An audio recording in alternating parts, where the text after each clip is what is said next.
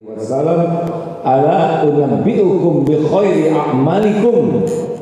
Maukah kuberitahukan kepada kalian amal yang paling baik, khairu a'malikum wa azkaha 'inda malikikum, yang paling suci menurut Rabb kalian, wa arfa'iha fi darajatikum, dan paling tinggi derajatnya untuk kalian.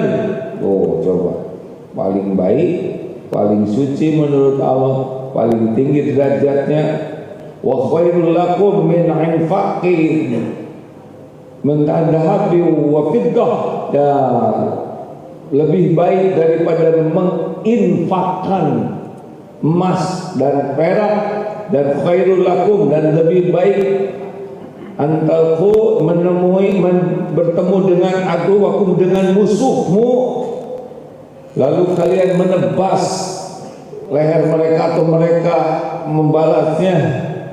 Lalu para sahabat bertanya, qalu bala, tentu ya Rasul. Maka Rasulullah menjawab, qala dzikrullahi ta'ala, jadi zikir kepada Allah. Zikrullah.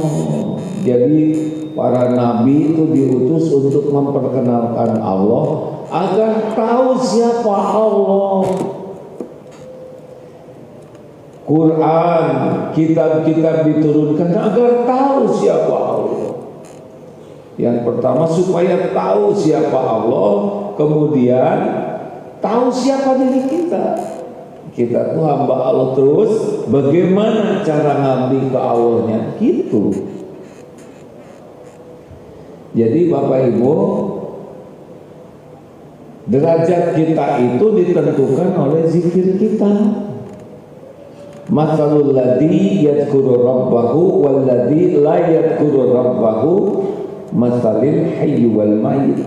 Perumpamaan orang yang berzikir dengan orang yang tidak zikrullah, perumpamaannya seperti orang hidup dan mayit. Oh, hadis yang tadi diriwayat Imam Tirmidzi sahih ya. Hadis yang tadi itu hadis riwayat At-Tirmidzi, Al-Hakim, dan sanad hadis ini sahih. Hadis riwayat Ibnu Majah, jadi ini benar-benar bisa dipegang. Sedangkan perumpamaan masalul ladzi yadhkuru rabbahu wal ladzi la yadhkuru rabbah matalul hayy wal mayyit, hadis riwayat Al-Bukhari dan Muslim. Sahih. Jadi ketika kita ingat ke Allah, baru tuh kita tuh dianggap hidup. Ketika kita lupa kepada Allah, besarnya kita hidup jasadnya tapi tidak bernilai. Jadi kalau ingin tahu siapa yang sholatnya paling bagus, gampang. Siapa yang dalam sholatnya paling banyak ingat Allah. Siapa yang Ramadannya paling bagus, gampang. Siapa yang Ramadannya paling banyak ingat Allah. Karena kita tuh baru bernilai. Inilah ada 0 dan 1 misalkan. Ketika enggak ingat Allah, atau gini, enggak ingat Allah gelap, ingat Allah nyala. Wah, kurang lebih begitu sederhananya ya. Jadi selama ini lebih banyak gelapnya, lebih banyak nyalanya. Enggak ngaku, berarti gelap. Ayo, banyak ingat Allahnya, banyak lupa ke Allahnya. Banyak gelap. Banyak tuh. Ngaku atulah. Allah kan udah tahu kita dalam kegelapan. Begitu? Jelas? Jadi sumber masalah hidup itu apa sih? Nah, jadi kira-kira apa sumber masalah hidup terbesar kita? Intinya apa? Lupa ke Allah. Itu sumber segala masalah itu adalah gak ingat Allah. Emang kalau ingat Allah apa keuntungannya? Al-Baqarah 152, fadkuruni adzkurkum, maka ingatlah padaku, aku ingat padamu. Tidak ada yang lebih hebat selain kita diingat oleh Allah secara spesial.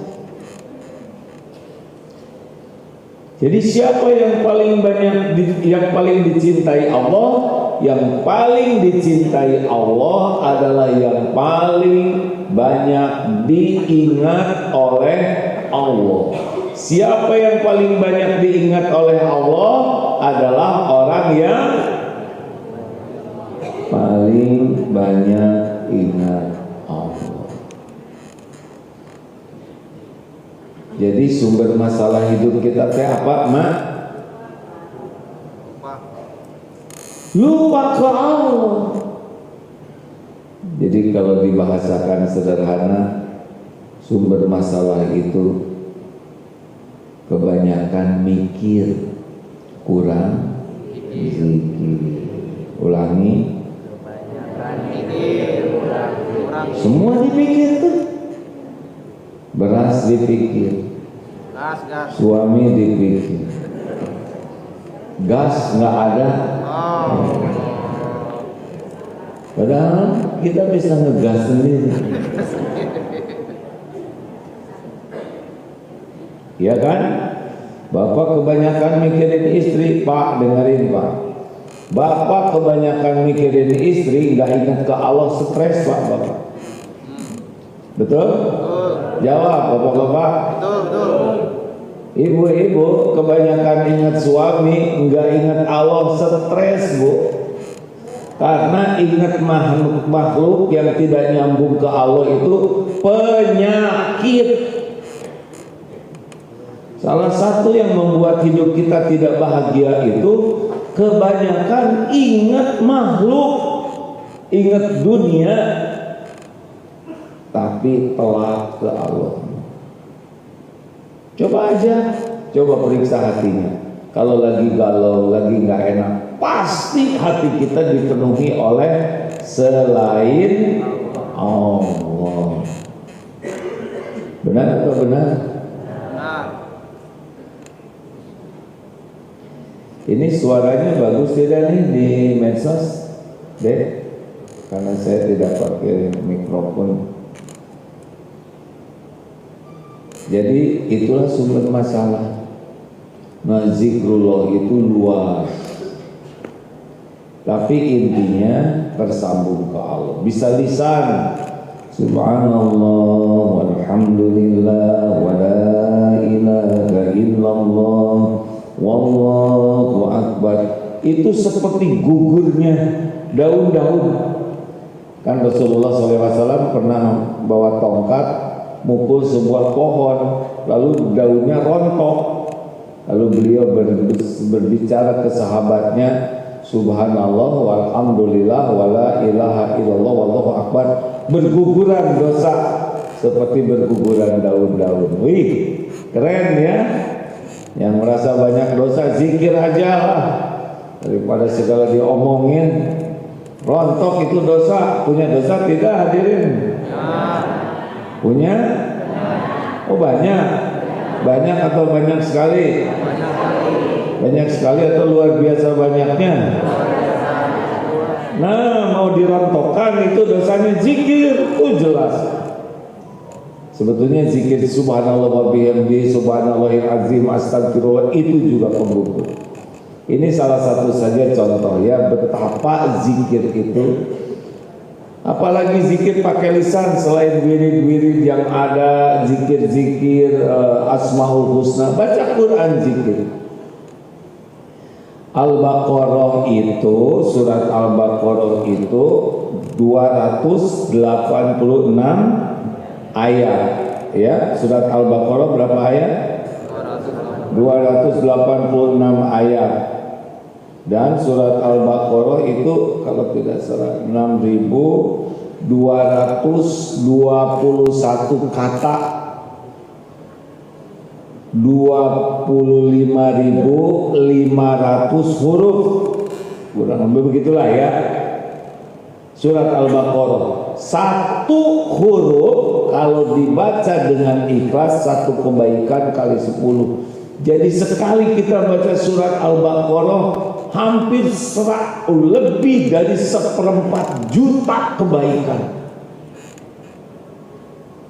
Makanya tidak usah heran yang membaca surat Al-Baqarah dengan ikhlas itu jin tidak akan masuk ke rumah, sihir tidak mempan, setan kabur. Kenapa sesudah saya baca surat Al-Baqarah kok suami saya jadi pergi?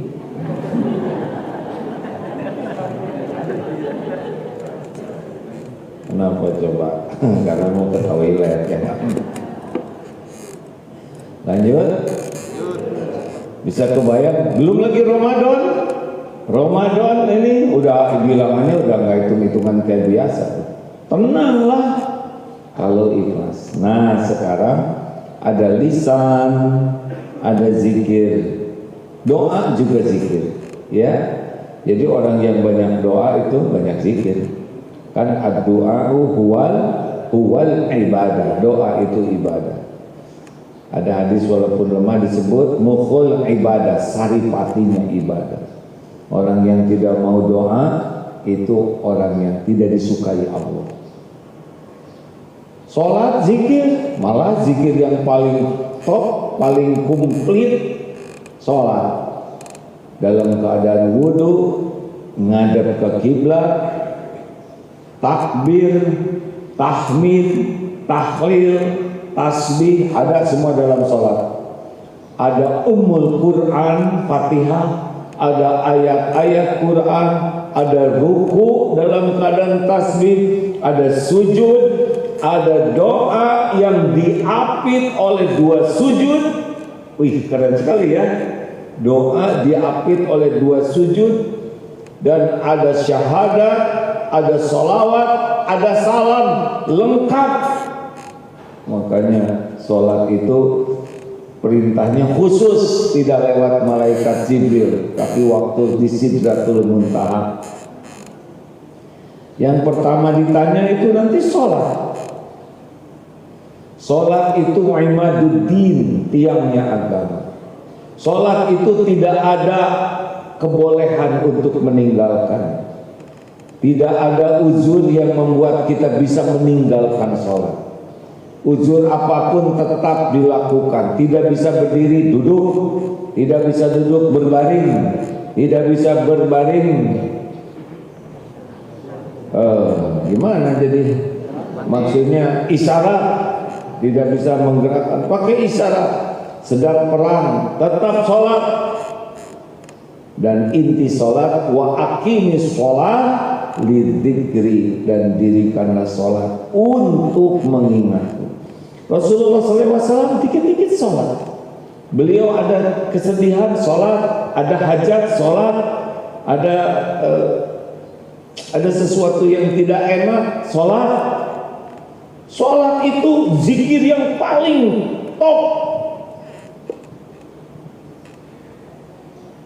Makanya kalau kita bagus sholatnya, bagus itu yang lain-lain dibaguskan oleh Allah. Wasta'inu bis-sabri was-shalah. Sholat itu benar-benar tiangnya. Yang membedakan Islam tidak Islam sholat. Kalau orang Islam tidak sholat karena malas, dosa besar. Tapi kalau orang Islam tidak sholat karena mendustakan perintah sholat, dia sudah keluar dari Islam. Karena dia sudah tidak mau melakukan yang paling penting di dalam agama, sholat. Bu, ada yang nanya, saya sering tahajud, saya sholat duha, rawatib juga tidak lepas. Kenapa ya hati saya susah tenang? Berarti sholatnya belum ingat Allah. Karena kalau sholatnya benar, ala bidzikrillah tatma'innul qulub. Ar-Ra'd ayat 28. Camkan hanya dengan ingat Allah hatimu akan tentram. Itu nggak ada jalur.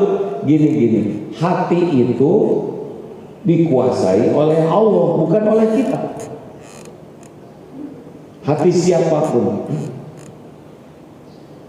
Kalau hati orang dikuasai kita, ya suruh jadi baik nggak bisa. Makanya bapak nggak bisa ngebulak-balik hati istri, ya kan Pak?